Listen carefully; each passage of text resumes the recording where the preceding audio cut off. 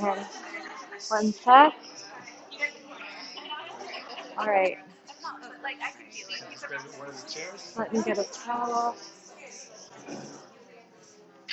Whoops. Right here.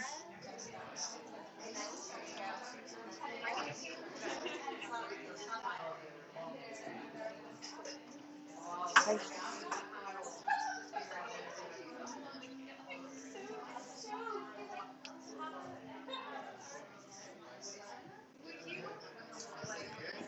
Stepped in,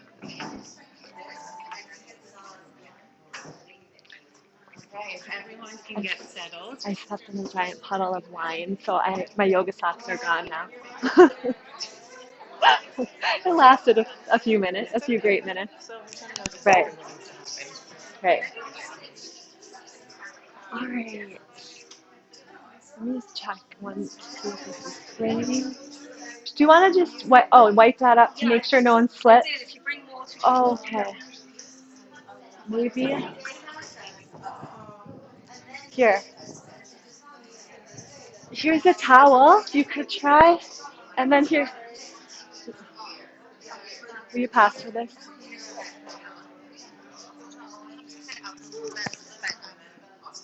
We'll talk. Okay. Okay.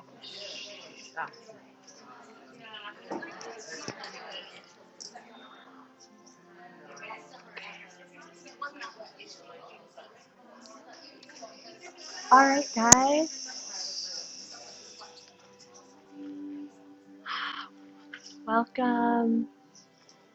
So we're going to start with some gentle movement and subtle body opening, and then go into some meditation and manifestation. So if you're comfortable, you can take off your shoes. You don't have to. Um, it's up to you. It is the earth element of Elul, so the more we can connect to the ground, the better.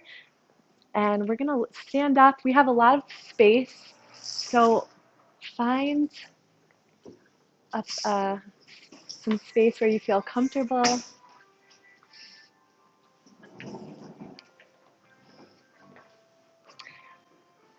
And we're in the month of Elul.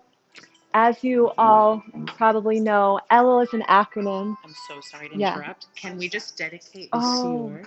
Can we dedicate the shiur to uh, Yosef ben Sarah Miriam, my father, who is not doing well, is in the hospital. So, and if anybody else, sorry. yeah. And if anyone has a ringer on their phone, just turn it off so we can all be here together and collect the energy in this circle. So Elul is the acronym Ani Ledodi Vedodi Li. I am my beloved, and my beloved is to me. This romantic metaphor. And the Hasidic masters teach that there are two types of spiritual movement, and Ani Ledodi is an arousal from below. That's the month of Elul. And Vidodi Li is an arousal and awakening from above, a response. So Elul is a time where we initiate this divine relationship, where we're stepping in with a renewed sense of love and purpose in our connection with our Creator and Hashem. So in the body, there's top-down approaches to therapy, to healing modalities, and there's bottom-up. And so Elul is the bottom-up approach, which is a lifting type of energy. I see it as like a mist that's rising, or a seedling in the ground, like a plant that's bursting up. So that's the energy of Elul. It's like an upward flowing energy, and I love to bring it into the body and feel how that can be a way to tap into the energy of initiating a new relationship, meaning we have an intention, we have a desire, we have a prayer, and it's us that needs to lift it up through the body and upwards to the divine beloved. So let's start by bringing the feet hip-width distance. And the sphera of this month is Malchut, which is the feet, it's the pelvis, it's the womb, it's earth energy that's pulling downwards. So the first thing to do is root through all four corners of the feet. That's why it's great to have feel the feet on the ground. And let's close our eyes and bring awareness to the energy beneath the soles of the feet. So any sparks of life from beneath the foot and the earth beneath you that's waking up. This earth that is abundant, full of gifts and life, and receive that through the soles of the feet. And then that sense of wakefulness rises up through the legs. And we can open the eyes as we sweep the palms up, widening, inhale, coming into extended mountain pose, so reaching through the fingertips. And we're lifting the heart, we're lifting the gaze. This is our first act of initiating from below.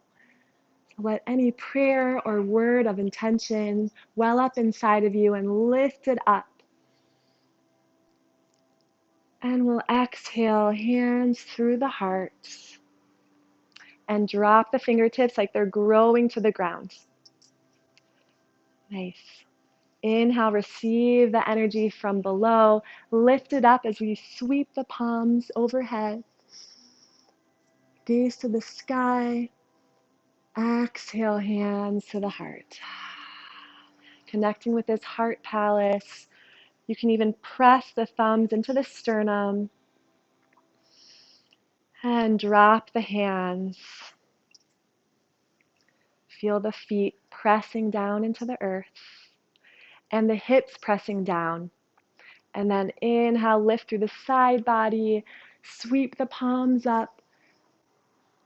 Exhale, hands to the heart. Now we're going to come into a side bend.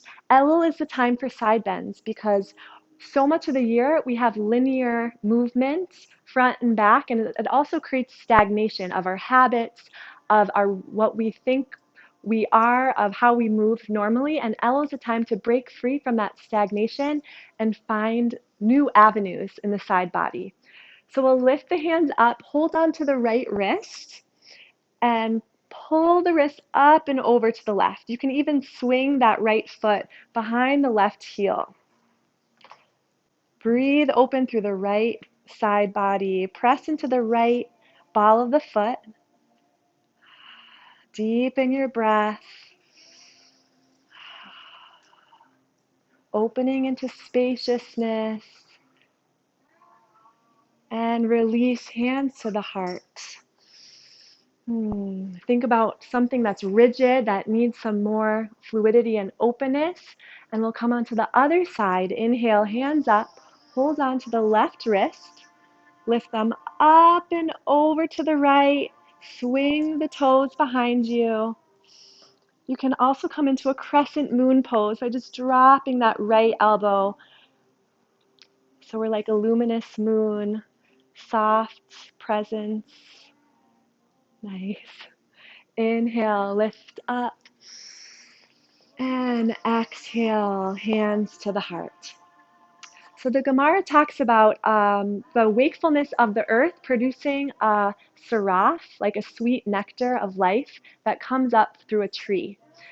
So let's start by just rolling the right ankle. You can hold on to the hips and visualize this sweet nectar rising through the right side body.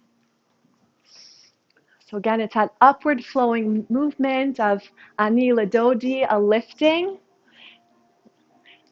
Nice. And start to roll the knee and then the right hip and up the right side body into the shoulder. You might want to bring it into your elbow and your wrists and like flickering flames of the fingers, inspired by that painting over there. Nice. Feel that upward rising energy out through the fingertips. Nice. Hands to the hips. We'll pop the knee forward and out. So now that we have that saraf up the side tree, we'll come into tree pose. So you can stay right here, just as a kickstand. If you want more of a challenge, you can ascend through the heel above the knee or below the knee or into the inner groin, however feels challenging and fun for you. It's okay to fall over. This is Elul. It's the month of playfulness. Yud is the playful spark within us, so that it's okay to fall. It's okay to go out of your comfort zone a little bit. Press the palms together. And we'll inhale the hands up. If you can, lift the gaze. Think of just a word floating off the chest. Nice. And exhale, hands to the heart. And we'll make some tree angels. Ayelet and I always talk about angels because that's what friends do, right? But also because every time we have an emotion, we create an angel that supports that emotion. Every time we have a thought, we create an angel with that intention. So we are constantly creating tribes of angels. So let's create beautiful camps of them. Beautiful tree angels, yay! If you want a deeper challenge here, you can bring the right ankle over the left knee and sink through the hips. Nice. Descend through the outer hips, press palms together. You can also come down onto the shelf in front of you. Shaking, falling, laughing is all okay. Nice. And inhale, hands to the sky. Exhale, hands to the heart. Other side, let's bring that sweet fluidity up through the left heel. You can close your eyes and go at your own pace. It's just calming up the body into the hip, side body, shoulder, really into the wrists and fingertips.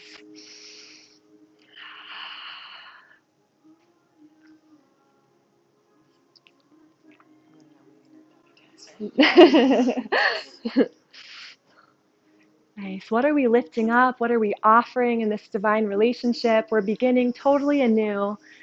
So breathing new energy and life into this relationship. Hands on the hips. Pop the knee forward and out. Stay right here or come into a deeper tree. You have options. Hands to the heart. Extended tree. This is my Elul tree. Just looking up. Or tree angels. Or your own expression.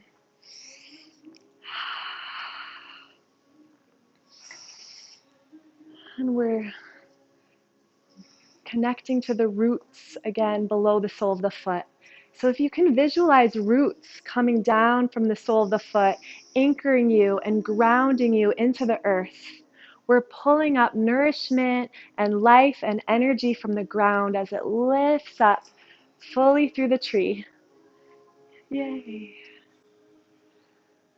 And keep going with the tree, or bring the heel over the knee, hands to the heart, come down onto your shelf as you descend through the hips.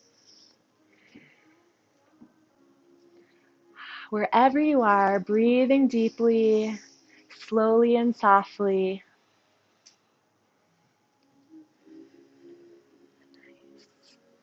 Inhale, hands all the way up. Exhale, hands to the heart. Let's take 3 unhurried breaths here at your heart space, nourishing your heart with every breath.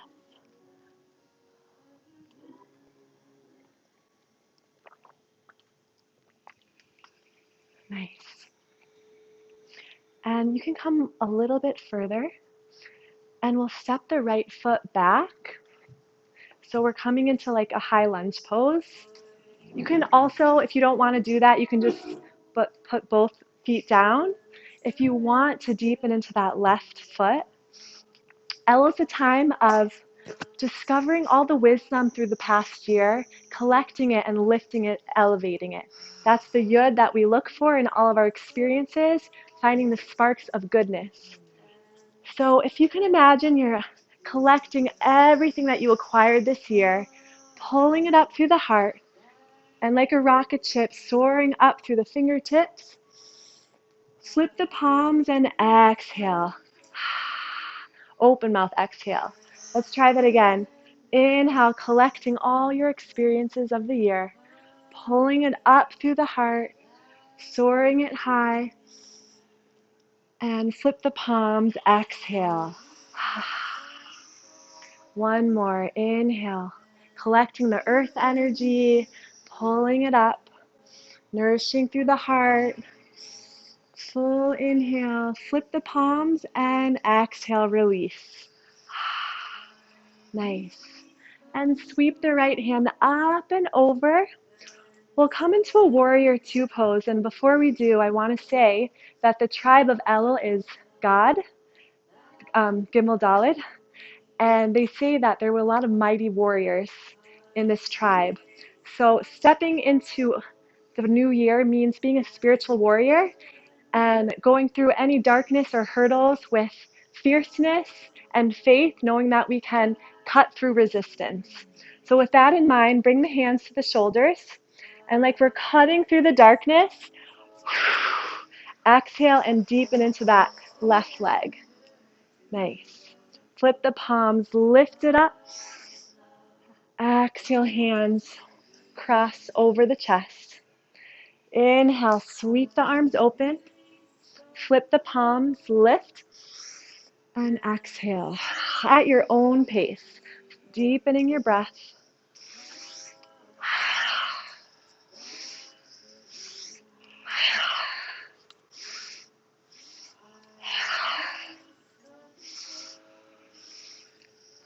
One more. And open up the arms into star pose so the heels are pulling together. And we're just shining light from all directions. Imagine little bursts of light from the fingertips, from the toes, a warm light from the heart shining forward. Just stars of complete radiance.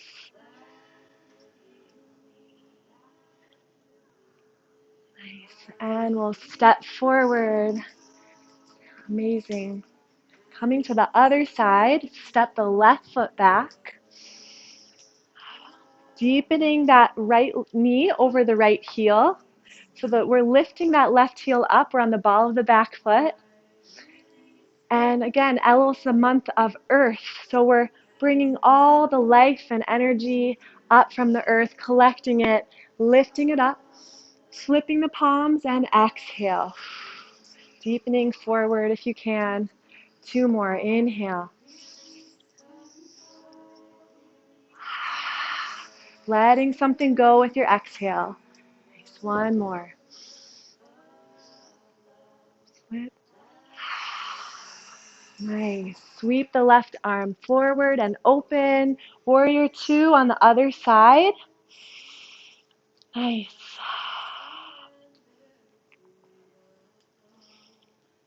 We'll bring the hands over the shoulders. Sweep them open. Lift and exhale to cross. Keep going, cutting through your darkness.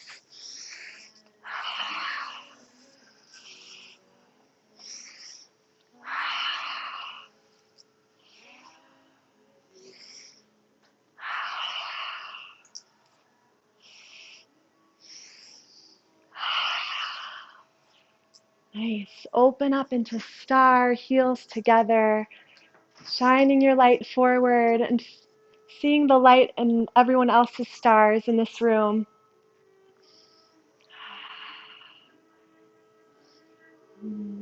Feeling that liftedness in the heart.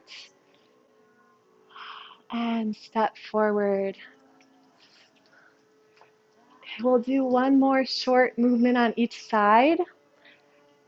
So the body part of Elul is the left arm.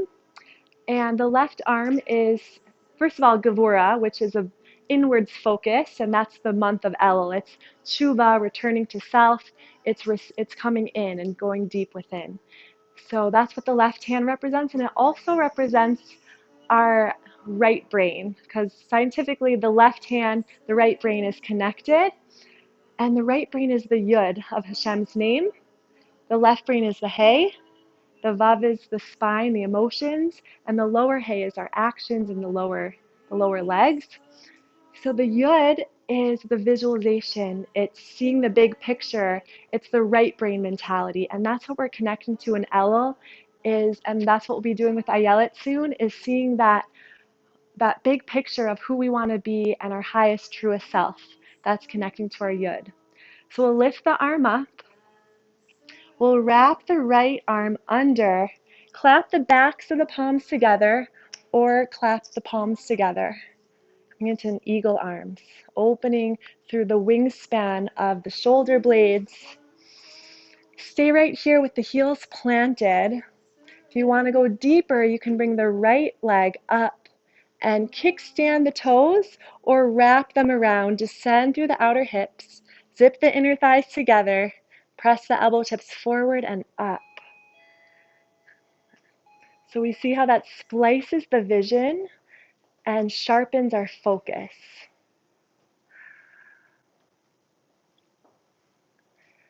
Deepen into your breath. Let this posture offer you a piece of wisdom or insight. And then inhale, we'll release the arms, palms to the sky. Exhale, hands to the heart. Closing the eyes, connecting to that right brain, seeing your full self, your highest, truest, most beautiful, radiant self.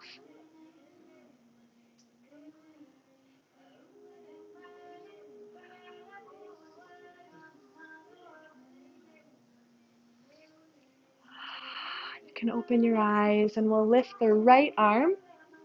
This time we'll wrap the left arm under, backs of palms or clap together. Plant through that right heel, lift the left leg up. Kickstand the toes or wrap them all the way around.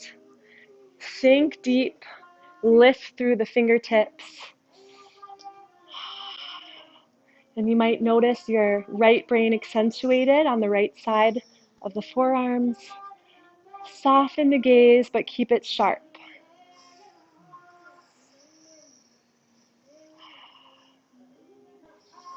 Two more deep breaths.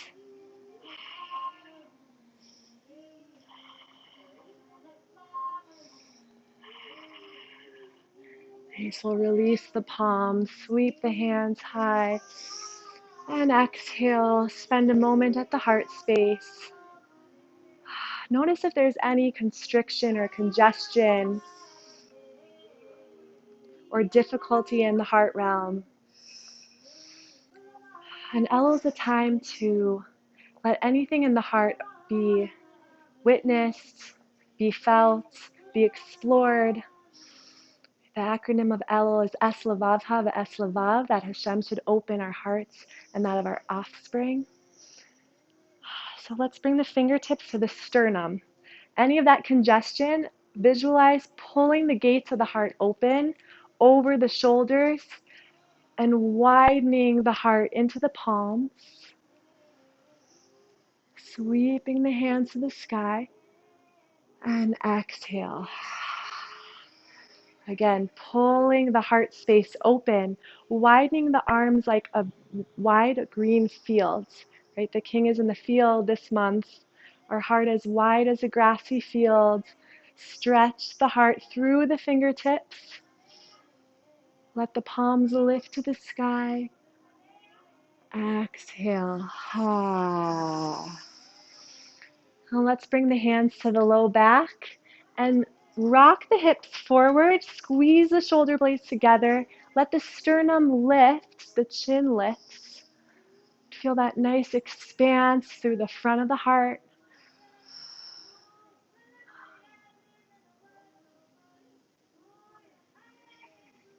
And exhale to release. We'll bring the hands to the heart center. So tshuva means returning. Shuv hay, returning to the hay. So there are two hays. There's the lower hay and the upper hay that I mentioned earlier. The lower hay is action, and that's this month of Elul. It's yoga, it's baby steps with physical actions, it's ritual, it's mitzvot. And that is what we're working on in Elul. But the point is not to just stay in the Asiya, in the lower hay. It's also to activate the upper hay. And the upper hay is our mindset and our ability to imagine and visualize and dream. So now that we've activated some physical openness, now we're going to go into more visualization with Ayelet to be able to trigger this higher hay. And ideally, our lower and upper hay should be in alignment so that our actions are in are a response to how we see ourselves and how we see our life and our values, and the opposite. We should be able to visualize what we want and see ourselves in our highest self, and then take those baby steps and those physical adjustments towards that vision. So that's why we are working together in this, and I want to flow it to Ayelet. And before we do that, I want everyone to go around and say one word intention of maybe something they felt be lifted from their heart, something, it could be a prayer, it could be a feeling, any word you want. And I'll just pass this around, which when you hold it, say the word and then pass it to someone else. And one more thing, this gemstone is the gemstone of Elul, the Achlama, which is Halom, means to dream, to imagine, and that's what we're here together, to be dreamers and to get out of that stagnation and into openness, into a higher state of being where we can have a higher frequency for a longer period of time and be able to actualize our potential and our dreams. So I will bring it this way and we'll wrap it around. And you'll say one intention.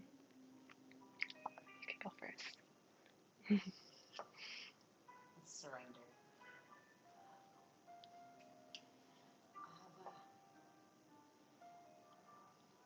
Trust. Release. Healing. Renewal. Simcha. Okay. Potential. Presence. Embrace. Release.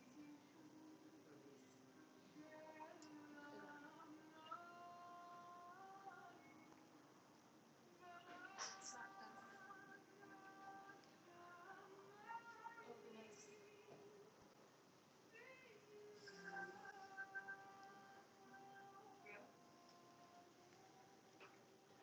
Hope. Alignment. Groundedness. Did everyone go? One word intention. Present. Presence. Beautiful. I'll take care.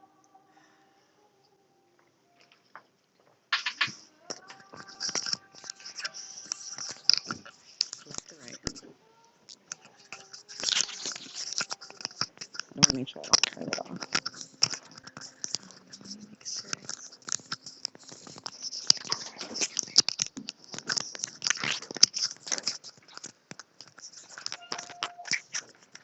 I'm good?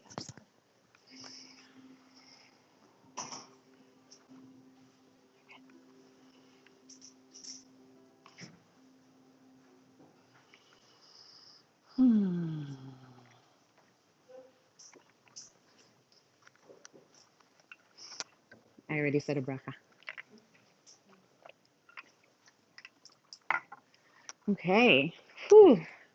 Let's just take a minute to shift gears. That was beautiful. Thank you, Jenna. And now that we set the stage and opened our hearts and released and cleared and opened the way, it's a form of erasing, right? It's a form of erasing what's written in our blind spots in our subconscious.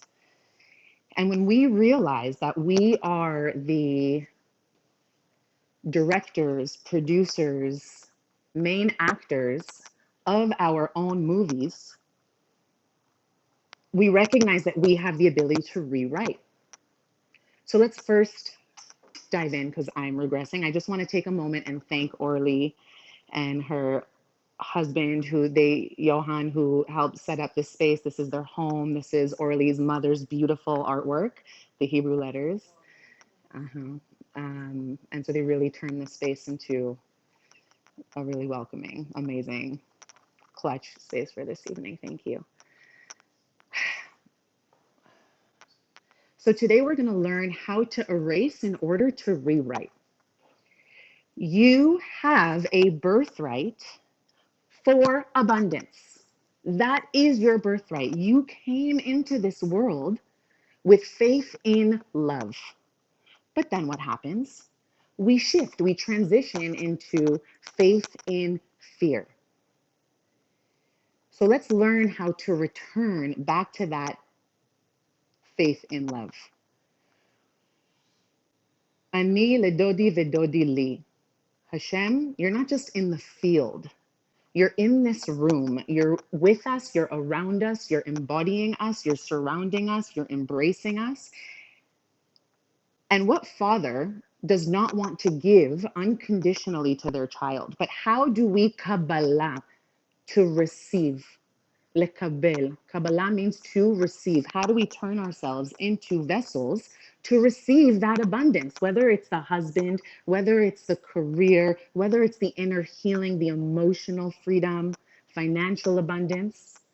Right? How do we turn ourselves into vessels to receive? So hopefully I answer that question tonight.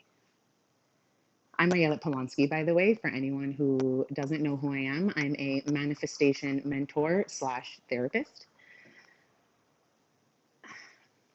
And when I think of Rosh Hashanah, which is approaching, I think of the idea around time. Did I accomplish everything that I wanted to accomplish last year? What am I setting out to accomplish in the next year? And if I didn't accomplish everything in the last year, there's also recognizing that part of ourselves that we can be compassionate and loving and gentle to. Sefer Yetzirah has one of my most favorite lines in all of the Torah, and that's Sof ma'aseh b'machshava tchila. Sof ma'aseh b'machshava tchila. The end result exists in the initial thought. The end result exists in the initial thought. This whole psychology around positive thinking and setting intentions, it's not for nothing. There is not just a reality to it, there's Torah infused into it. There's Kabbalah infused into it. Why are thoughts so powerful? Why are intentions so powerful? Because where your thoughts go, energy flows. Where your thoughts go, energy flows. Thoughts have power. There is a vibrational frequency to each and every one of our thoughts, like Jenna beautifully mentioned. Our thoughts create angels, which create tribes that surround us in any given moment. And the reality we need to recognize is that we are using the law of attraction, whether we like it or not, whether we're thinking positive or whether we're thinking negative. But if that freaks you out a little bit, know that, again, you are the producer, the director, the writer, and the main actor or actress of your movie.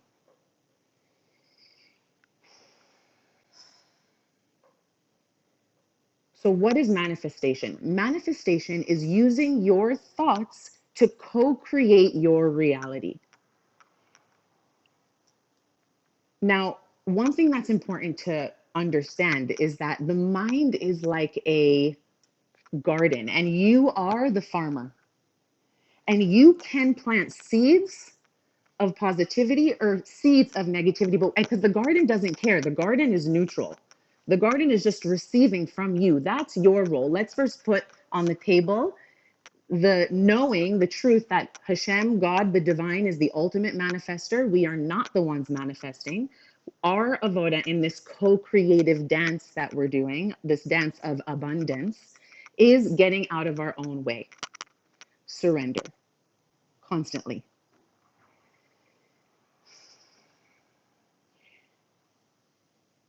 The Baal Shem Tov says, which, by the way, today, thank you, Rebecca, for bringing this to my awareness earlier.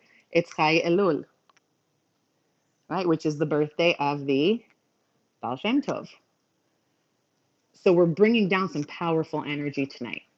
Okay, because they say these 12 days leading up to Rosh Hashanah, each day is a tikkun, a spiritual fixing that can heal the last year and the upcoming year.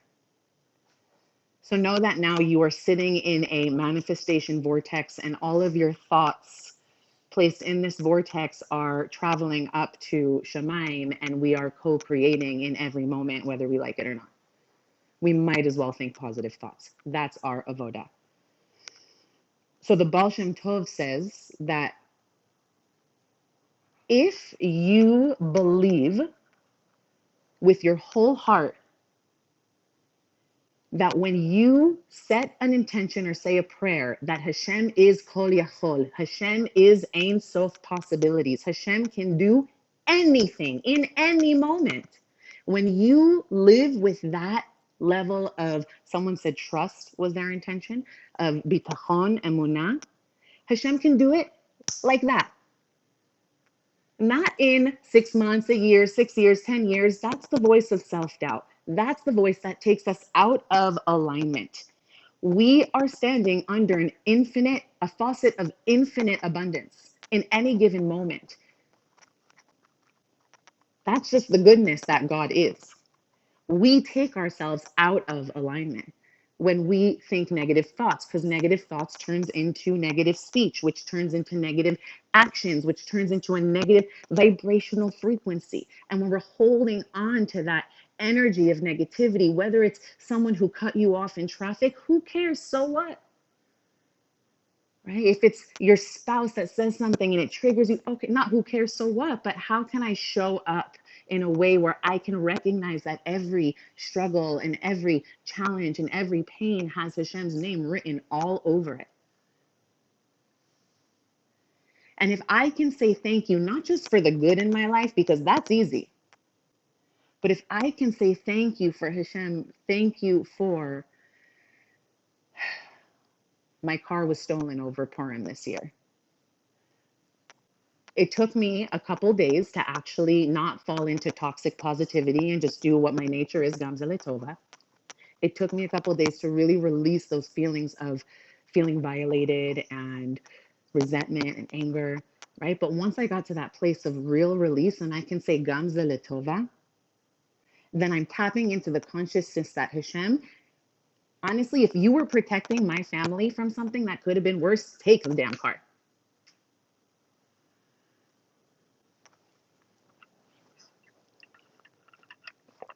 Is everyone with me so far? I got some enthusiastic head nods. Thank you. The validation is nice.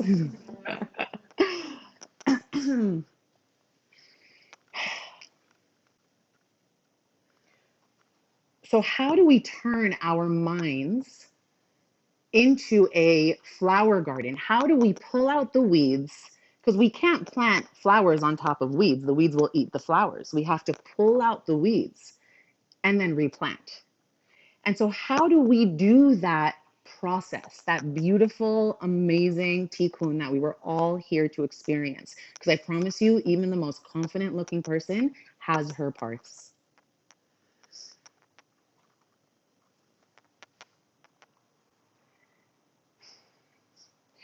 We start by recognizing this one line. And this is a line that I always tell people, if you take anything, take this line with you. And that is that the stories you tell yourself about yourself become your reality. The stories you tell yourself about yourself become your reality. Change your story, change your life. It's that simple and complicated at the same time. So we said we have to first pull out the weeds in order to replant flowers, right? So let's start from the beginning, right? Every one of us comes into this world and we view the world through the eyes of infinite possibility. Look at a child. They are born with faith and love. That's all they want. They are just sponges for love.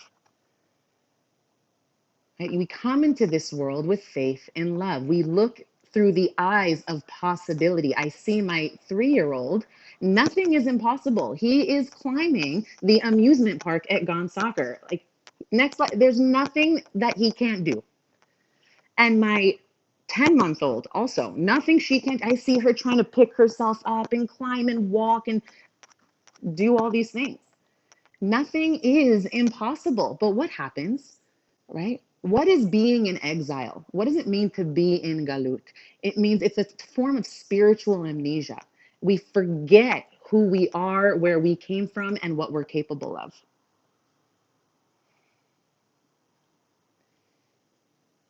Change your story, change your life. Believe in a story of possibility in every given moment.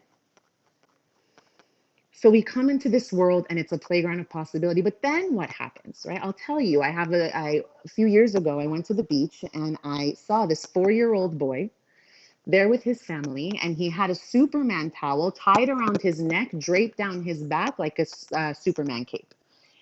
And he flung his arms in the air and he's running circles around his parents' beach towel and he's yelling at the top of his lungs, "I'm Superman, I'm Superman."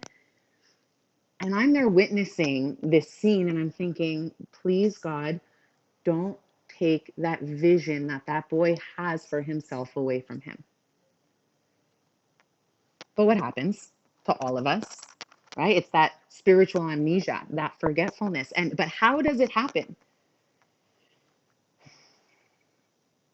Okay, I have to tell my Tommy story real quick. We'll spend 1 minute. When I was 8 years old, we'll say 8, I had my first crush on a boy named Tommy. And you know that thing that happens, like if you went to public school growing up, where a boy looks at you in the hallway, and because he looks at you, you're like convinced that he likes me too. Or for men, maybe it's a girl, okay? And so I'm convinced, and one day during recess, I see him approaching me, and I'm convinced he's going to tap me on my shoulder, and he's going to say, "Ayelet, I like you too." And so he does. He comes over to me, he taps me on my shoulder, and he looks me in the eyes, and he says, "Ayelet, I don't like you. Not even a little bit. Get that through your thick head." Okay. What do you think the stories I told myself about myself in that moment were? Go on. I'm past it. It's okay. You're not going to trigger anything. Not worthy. What else? Not good enough. Not loved. Not pretty. Can't trust my instincts. That's a big one. I never thought of that one. Gonna have to go back to my therapist now. Just kidding. No one's ever gonna like me. So here is where identity gets formed. That's me. And here's where identity gets formed, right? Because I believed a story about myself. Because at 8 years old, I wasn't a therapist. I didn't know what's what. And so what did I do in that moment? I dragged my friend to the bathroom and I cried and I cried and I cried and I created all of these stories that turned into an identity. But it's more than just an inner image, right? There's the identity that we create about ourselves. That's called inner image, right? But then there's outer image. It's the identity that I portray to the world, right? Because there's a broken little inner child in me, and she so badly does not ever want to experience that heartbreak, that hurt, that pain ever again. That's humiliating. And so what happens? Shame gets thrown into a basement called exile. Everyone with me so far? Because God forbid shame comes out and she gets hurt again. No, that's too painful. So what does shame do? What do? We create another part called a protector part. And that part is what I call, and established at age 8, tough girl. She's still in there a little bit, but I like her. And tough girl protects vulnerable, protects shame. But what does tough girl also do? She protects her from love.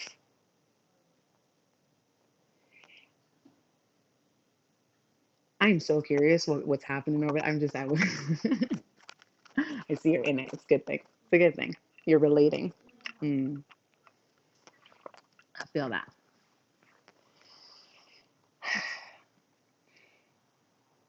What is the most powerful tool that's been given specifically to man, human, that allows us to give meaning to our reality. Go ahead. There's no wrong answer. I just have my answer. What is the tool that's been given to man to create meaning on our reality? Speech, emotion. But emotion comes from thought, which comes from stories, speech. The stories we tell ourselves about ourselves become our reality, right? So whether it's I raised my hand at age 4 because the teacher called on me and I got it wrong and now I felt humiliated. You know where fear of public speaking comes from? I'll tell you. I have a client who came to me who wanted to be a coach, and that involved for her a lot of public speaking, but she told me I'd rather die than do public speaking. That's a lot of people's fear. And so we did some regression work and we uncovered that when she was a young child, she had one line in a school play. She's on the stage, her family, siblings, parents, grandparents, friends, strangers are filled in the audience. And the moment it comes time to her line, nothing. Her fear of public speaking came from a story she told herself that I'm a failure. And when we start to realize that the stories we're telling ourselves are based on a false premise, then the rewriting can start. But we first have to recognize that our stories are not based in reality. They're based on, yes, the experience happened. Yes, Tommy did not like me. Does that mean I'm not likable? No.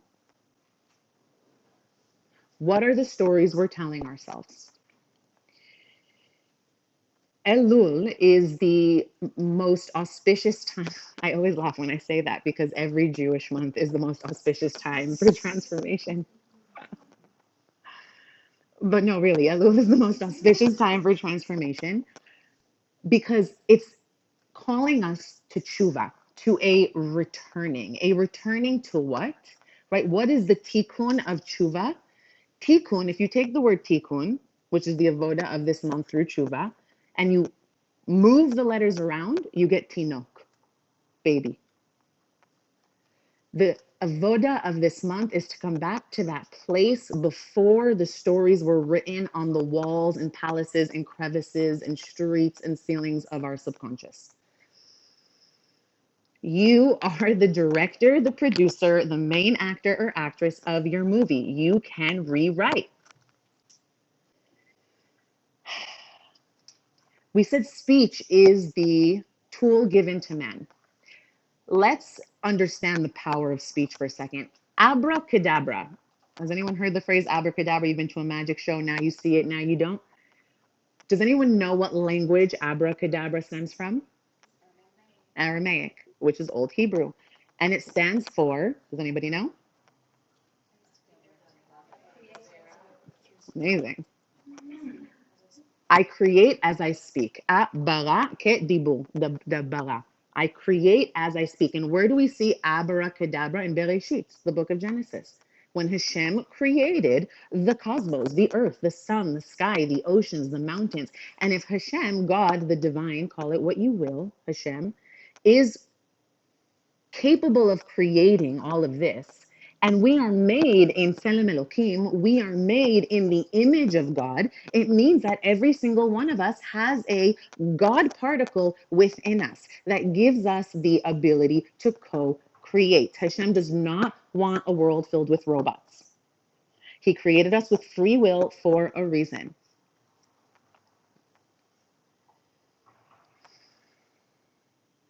So in the marketing for this event, I promised that we would get practical and leave you with some tools to help you manifest into the upcoming year. Every year before Rosh Hashanah, my husband and I get together and we have a Rosh Hashanah template that we fill out. And we get super clear, right? Because abracadabra, it gets created through speech. So abra, I took the word abra and I created an acronym that's easy to remember. And this is the path to manifesting a life that you love. Because like I said, it is your birthright to stand under that faucet of infinite abundance. It is constantly flowing. You choose to be in it or you choose to be out. How? With your thoughts. Change your story, change your life. I'm repeating myself intentionally because I'm really trying to drill this in. A-B-R-A. A, ask. Get clear on your ask. And I'll go through each one and what they mean, but first I'll just run through the acronym. Ask. B, believe. R, receive. A, acknowledge. Ask, believe, receive, acknowledge. The ask is about getting clear. What is my destination? A confused mind manifests a confused reality. Where your thoughts go, energy flows, says the Baal Shem Tov. Where your thoughts are, that's where you are. All of you. So let's make our thoughts intentional. Kavanah, kivun, kav. It's a straight line. It's the manifestation tightrope. How do I want my year to pan out this year? You see it at the end of the tightrope. Yes, strong winds are going to come and try to pull you off your center, your alignment, that infinite flow of abundance. So what is your job in this co-creative dance? Bring it right back. Bring it right back. Pop the thought bubbles and replace them with a better feeling thought. That's how you shift your vibrational frequency. A prerequisite to manifesting or co-creating is feeling good, is being in joy. Okay, innocent plug. I just came out with the 21-day joy challenge. It's now available for lifetime access. Okay, now back to the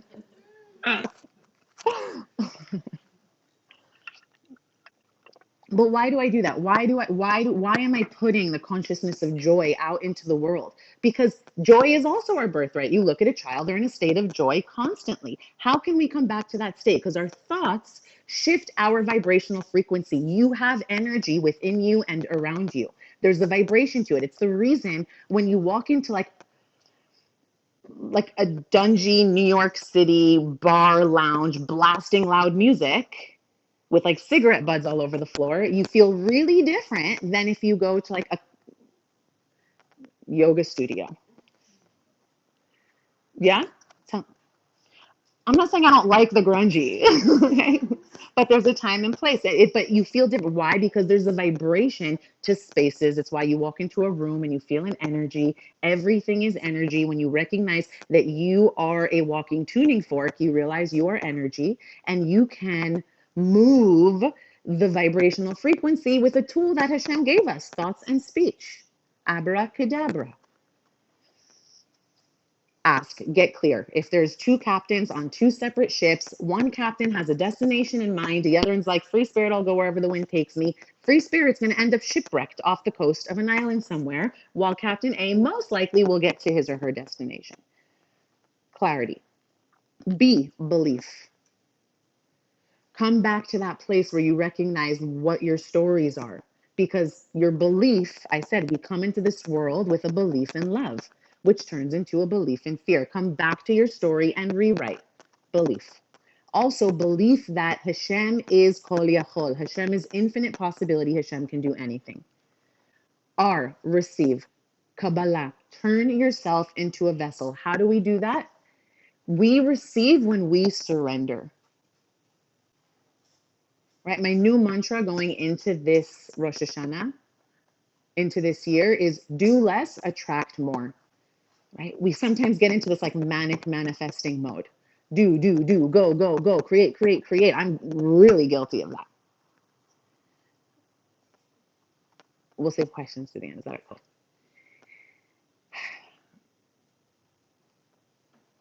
Receive, surrender, get out of your own way. I do this by constantly coming back to my surrender statement. People are like, oh, you're the manifestation mentor. You must be surrendered 24/7. Alevai. That'd be really nice, but that's just not reality, right? But I have tools and I come back to that place where I remember Hashem is in the driver's seat. I'm just coming along for the ride. And life is so much more juicy and exciting when you allow yourself to flow. It's going downstream with the current versus upstream, resisting the current. What you resist persists. The more we resist, we're going to attract a reality that shows us that resistance. There's a Gemara that teaches that a person who resists time, the amount of time that something should take to manifest, time resists back. But a person who surrenders to time, time opens up for her or him. You know the Gemara? You give me a list. A, acknowledge. Again, coming back to the knowing where the source of miracles come from. We are not the ones manifesting. We are told to get out of our way, come back to the source. Acknowledge. When you lead with an attitude of gratitude, what you appreciate appreciates. That's why, sof ma'aseh b'machshava tchila. You wake up in the morning and first thing is modani. You're starting with a prayer of gratitude because that's a ripple effect that will unpack and unfold throughout the rest of your day. The end result exists in the initial thought. Okay. How are we doing so far? Is everyone good? We're in it. We're together. Okay. We'll talk a little bit more. Is that okay if I talk a little bit more and then we go into visualization?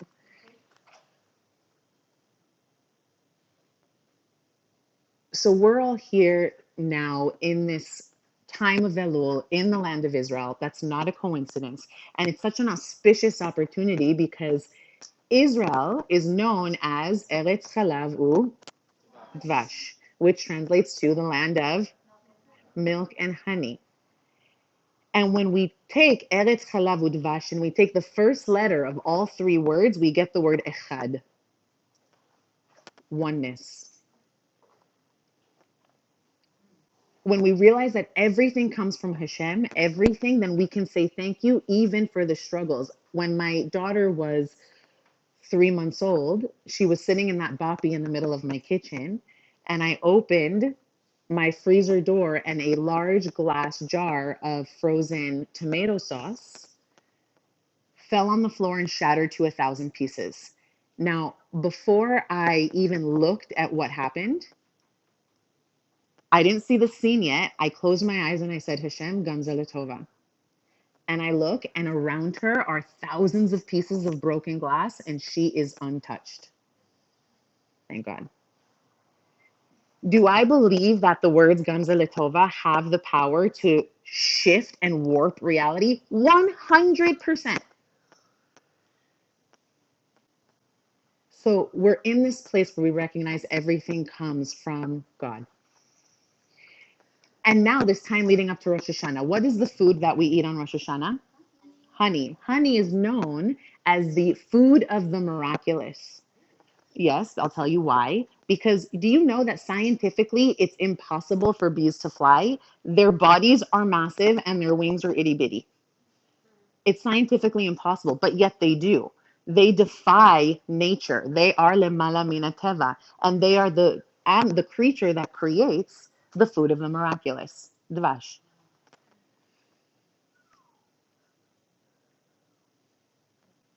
Okay,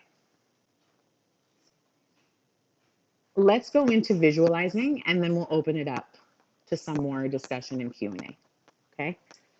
All right. So let everyone get comfortable. Sit up tall.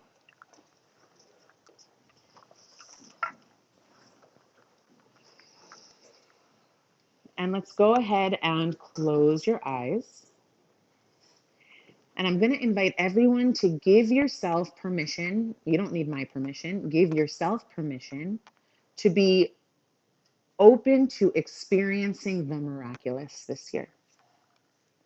So before we begin, let's use our breath to take responsibility on the inhale for the last year that's behind us and breathe out infinite possibility into the future. So just notice your breath and allow your breath to ground you and arrive.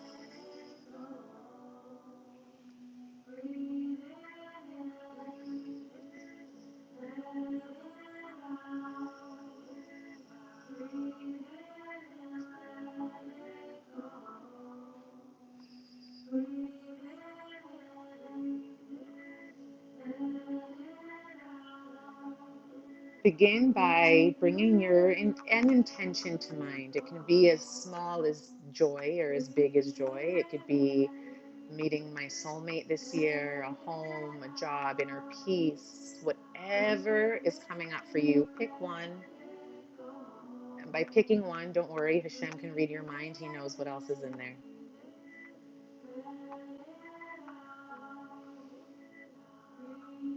And if you don't have an intention, that's okay too.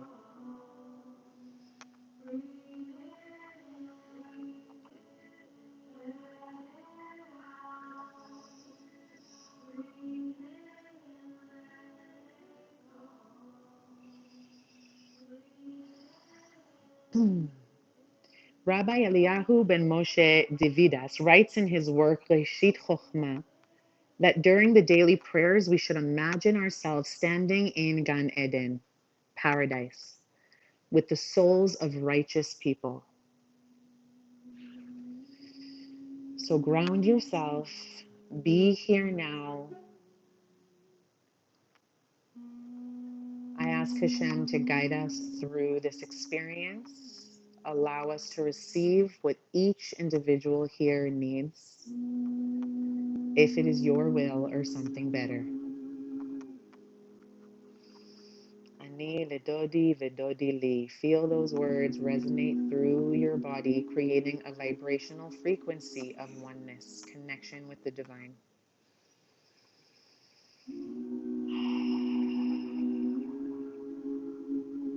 Notice any thoughts of resistance. See them, okay, put them on a shelf. They'll be there later. Take this time to surround yourself and feel the presence of Moshe Rabbeinu, Avraham Avinu, Rabbi Akiva, the Baal Shem Tov, Rabbi Nachman, Rashi, Sarah, Rivka, Rachel, Leah.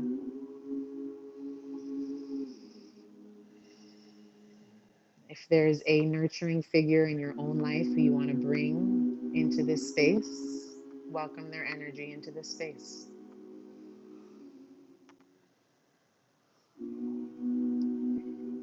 Feel yourself in Gan Eden, surrounded and filled by the shimmering beauty of paradise, the uplifting energy of the spiritual masters.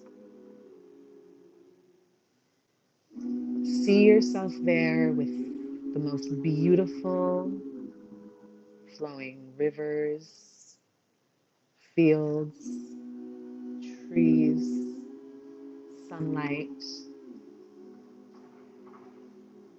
Be in the perfection of it.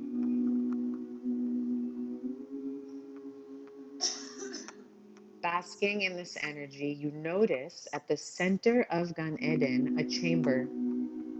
This is the Holy of Holies, the most sacred of spaces.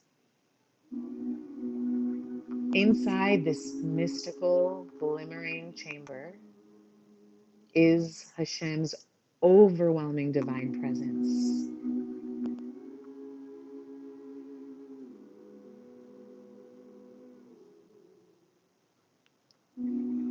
Before we enter this intimate space with our beloved, let's cleanse ourselves with our neshima, our breath.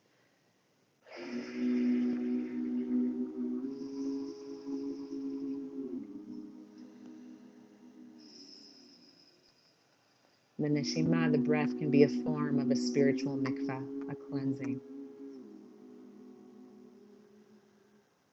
In Elul, we inhale our past, take it in, assume full responsibility for the way we lived our lives in the past year.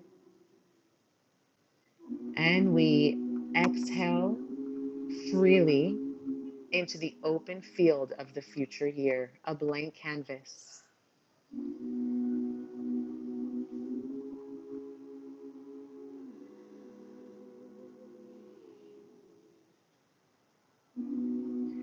You are now ready to enter into the Holy of Holies.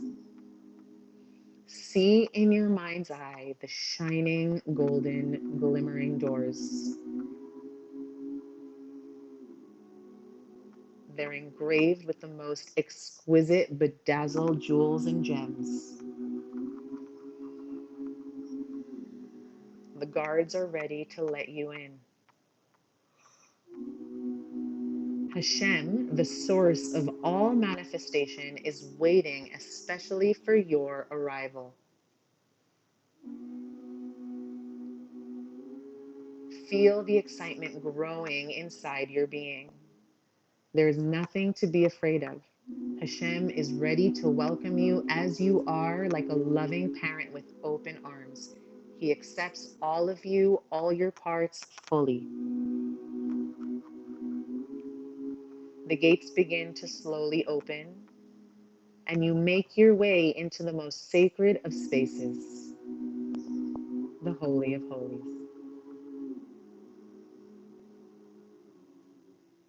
As you make your way into this divine sacred space, have the intention to receive light from the source of your soul, from where your soul comes from.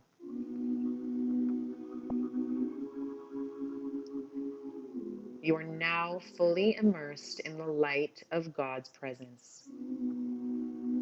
Bask in this light for a moment.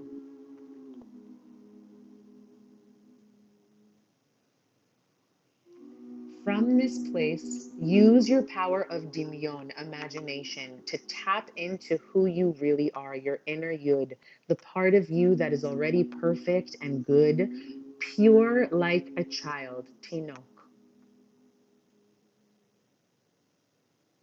See yourself in your mind as the manifestation of who you are committed to becoming.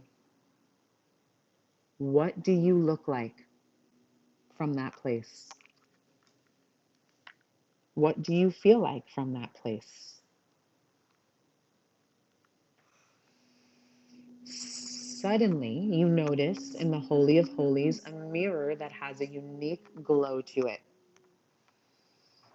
You walk over to this mirror, and in its reflection, you see a version of you. As you gaze into your eyes, you are radiant. You are happy. What does your posture look like? What does the smile on your face represent? Gaze deeply into the pupils of your eyes as you gaze into this mirror.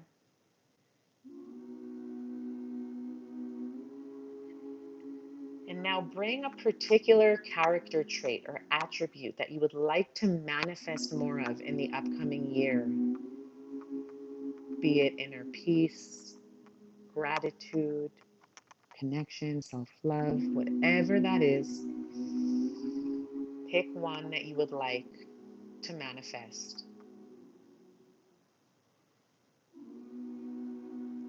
As you gaze more deeply at your reflection in the mirror, you see yourself as already having perfected that very attribute and pattern. It is who you are.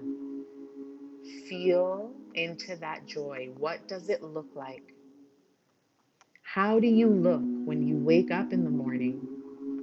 Happy, joyful, ready to receive.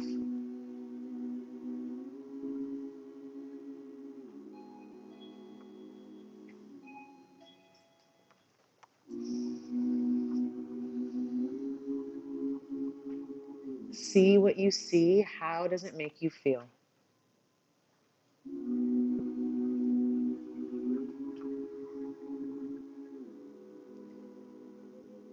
See yourself waking up in the morning with that radiance, getting out of bed. You can visualize your room, whether it's your current room or a future room. Feel the blankets. Feel the bed beneath you. How do you get out of bed in the morning from your actualized self? Feel it as though it's already yours. And see yourself going about your day. Notice how magnetic you are. People gravitate towards you as you enter the room because you are radiating this new light of Ein Sof possibilities, infinite possibilities. You walk tall and you glide through life with a sense of purpose and clarity.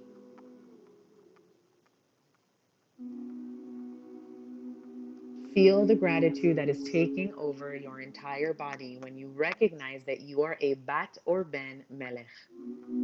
How would you live if you lived knowing that God is your king, that God is infinite possibilities?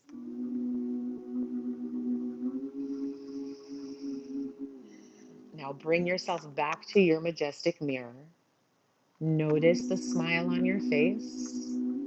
You are at peace. You feel good. And you are confident that you can bring this version of you into your everyday life.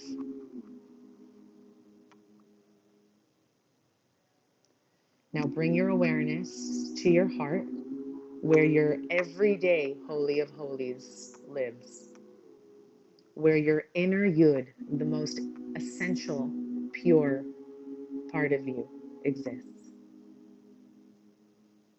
Can we choose to come back to that place before our stories were created? Yes, it's a choice. Let's choose that consciously together as a collective now in our minds.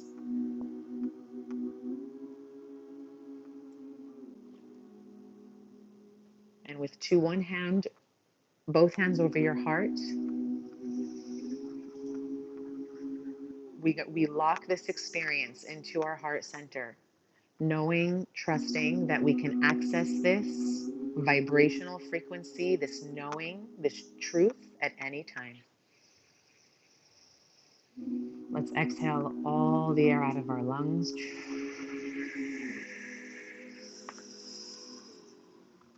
And take a deep breath in. And let it all go.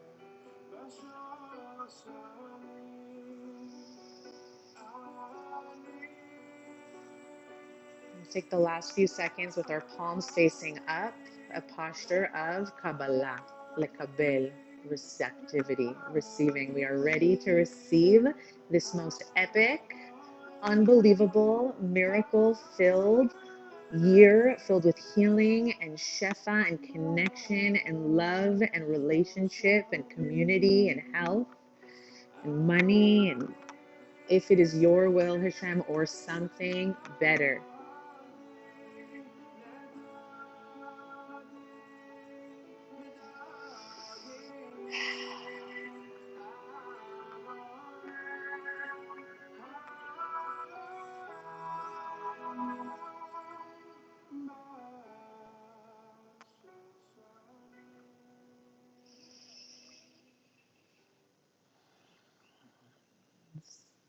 Slowly, very slowly, when you're ready, you can come to open your eyes.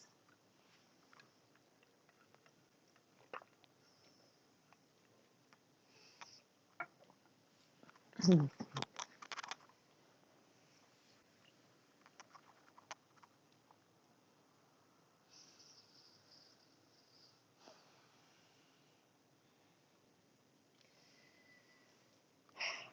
right, let's shake it out. Let's move the energy in the room a little bit.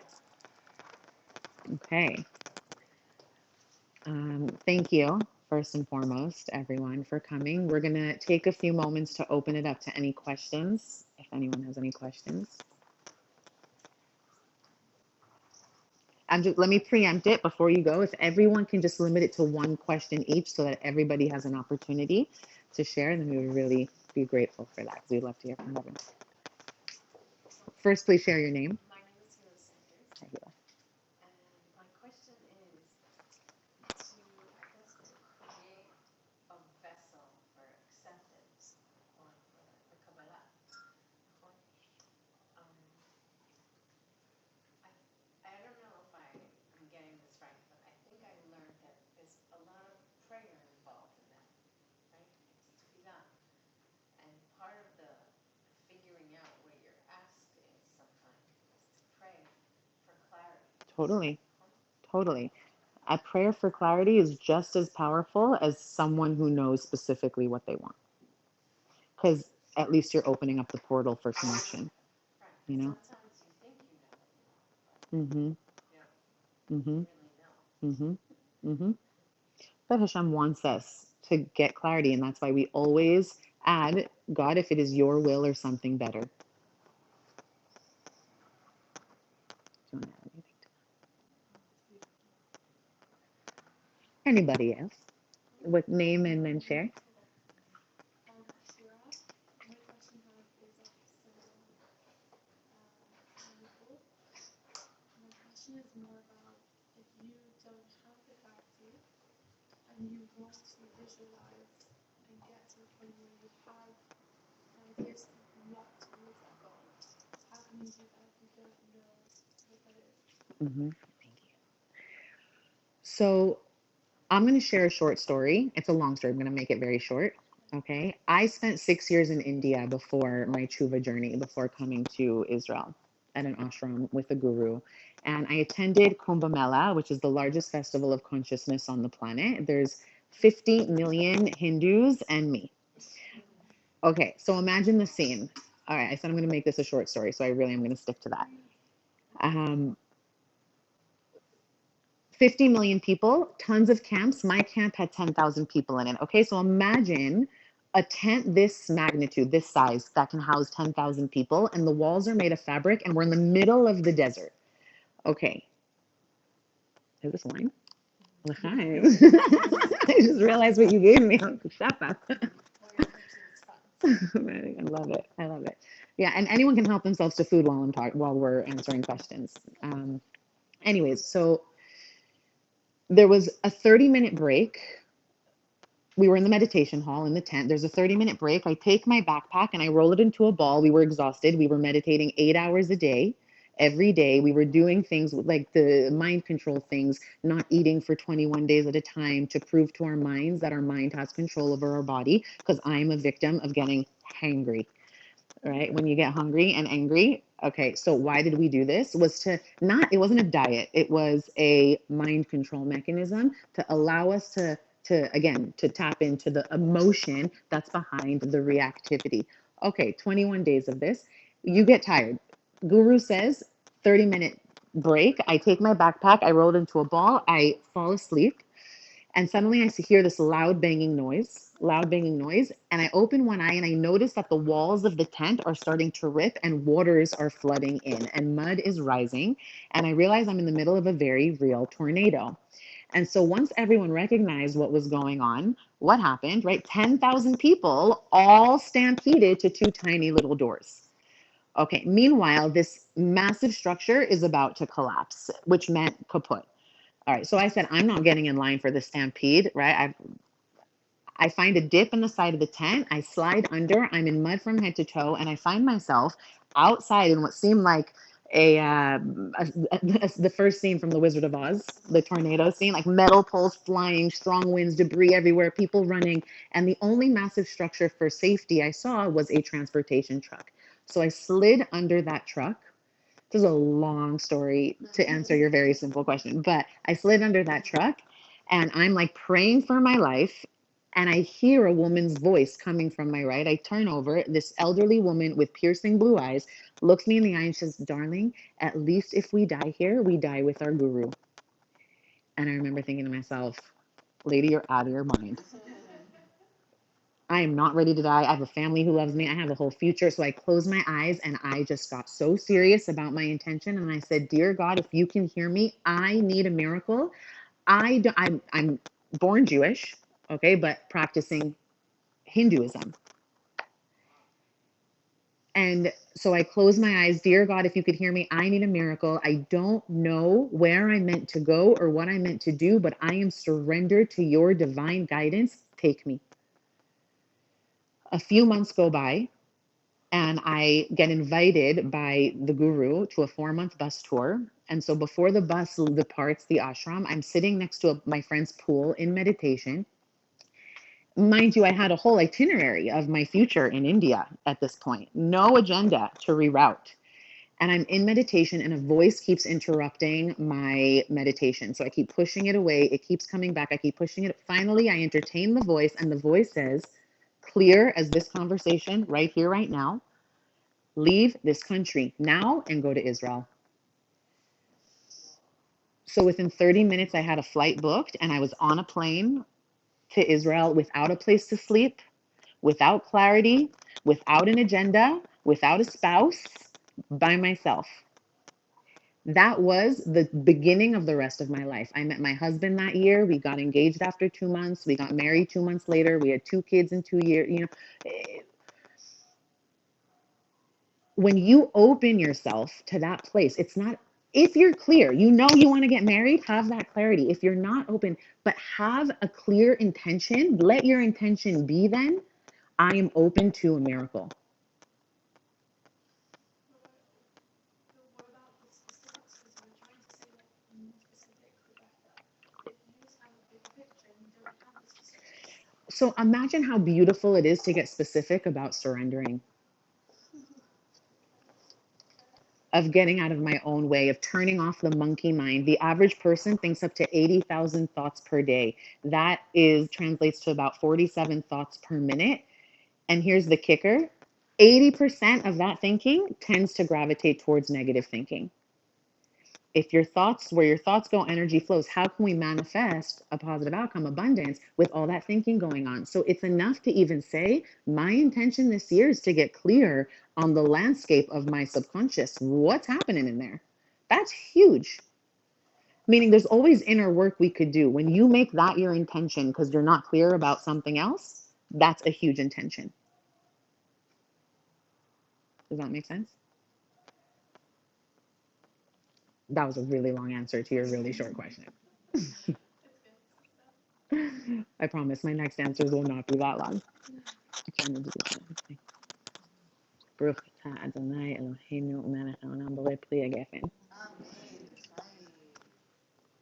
Is there also like a concept of like you have to have sufficient prayer to be able to receive? And the only way that also you receive is through joy, through simcha. So you always have to fight for your simcha, simchat chayim. The word fight, Like not fight, but you have to. surrender to simcha. It's not a learning new, it's an unlearning. Right. But it's a struggle if you feel like you're in pain, right? So you have to get beyond that. It's a struggle for everyone, sometimes myself included. That's part of being in the world of nature and the human body, for sure. But when you say surrender, right? Sometimes it doesn't feel authentic. Fake it till you make it. Should we take another question and then we'll wrap up? We'll be here after for questions, but Esther? Okay, 2 more questions. Okay. What about if And it's like such a Jewish thing, and it's like such a thing that we want to be in. But what, like when things come up and there's things like emotional things to clear up, but like it's not simcha, but then you want to be in simcha because you don't want to like be in that sorrow, but you also don't want to like neglect parts. Right, right. So, That's why Rabbi Nachman says, start your day in that place of allowing the feelings to come up. I'm not a fan of toxic positivity, right? You're right.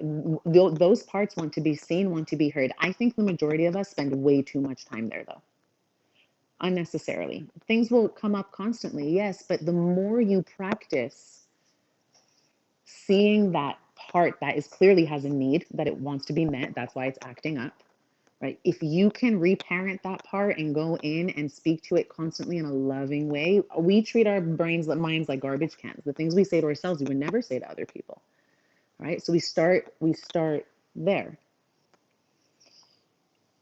And eventually, by doing the rewiring, being besimcha, right? Machshava, you take the letters and you move them around, it says besimcha. Machshava moved around is besimcha. whoa. You're so cute. Anybody else know I that? think it's also like if you're aware, right, that you're experiencing an emotion that's not a positive emotion, you're aware, you become aware, but then you can, when you think about it, you're like, where is this emotion coming? And let's say in the past, it would take you like days to get out of a funk or whatever. If once you become aware, you're like, you'll let yourself be in that spot for like 15 minutes to get it out of your system, and then you could surrender to simcha. Say, now I choose, okay, I'm going to give myself 15 minutes to be upset or whatever, and let this emotional stuff flow through me. But then it gets, so every time you become more aware, if that period of time where you're having that, you need to process it, but that window of time that you process it is smaller than in the past when you just like let that negative emotion overcome you and you couldn't get out of it to be this simcha. Thank you. But it's a spiritual practice. It's avodah. It's avodah Hashem. Beautiful answer, Sheila. Thank you. Yeah. Rebecca? So, how much of visualization is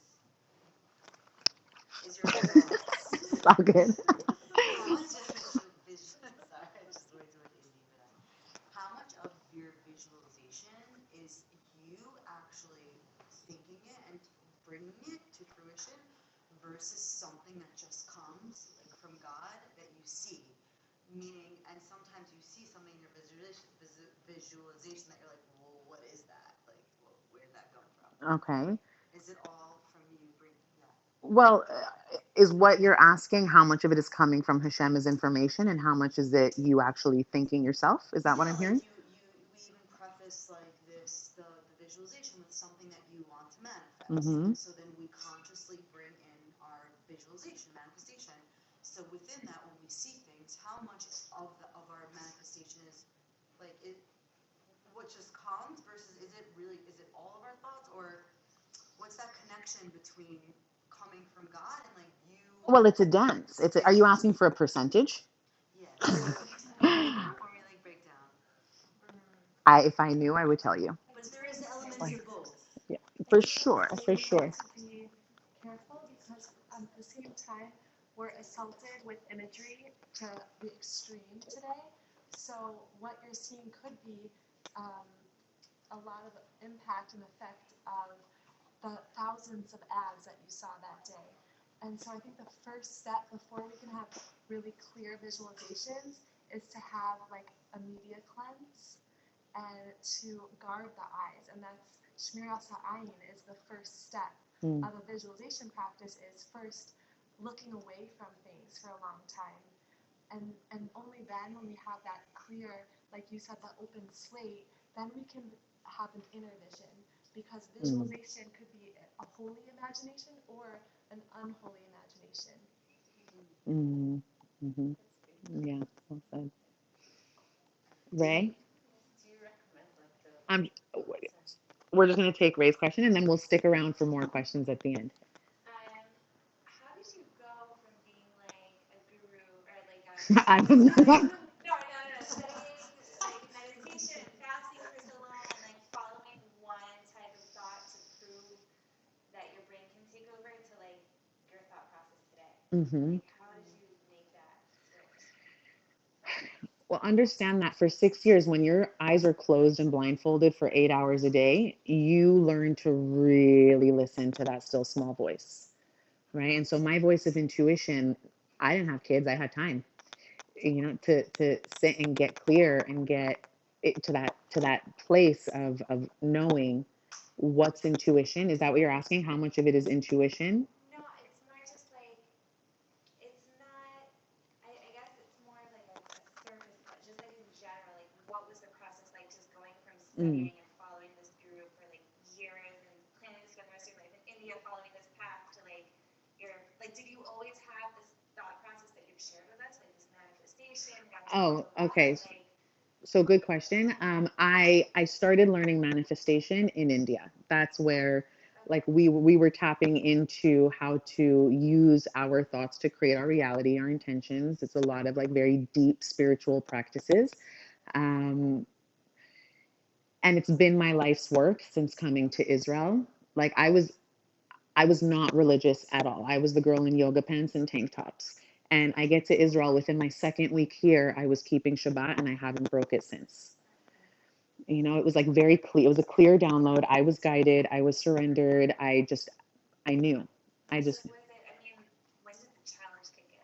Like every day, the challenge kicks in every day. What do you mean? but like the challenge from like during your time in India while you were kind of living that lifestyle, were you still like, okay, I'm gonna follow God, I believe in God? Like, did you think the same things about God and Judaism now that you think then?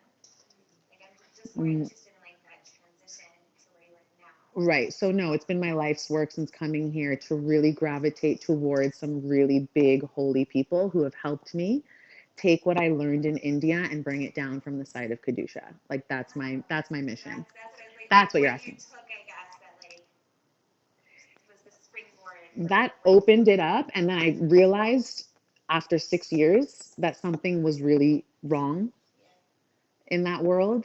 And I had reached a glass ceiling.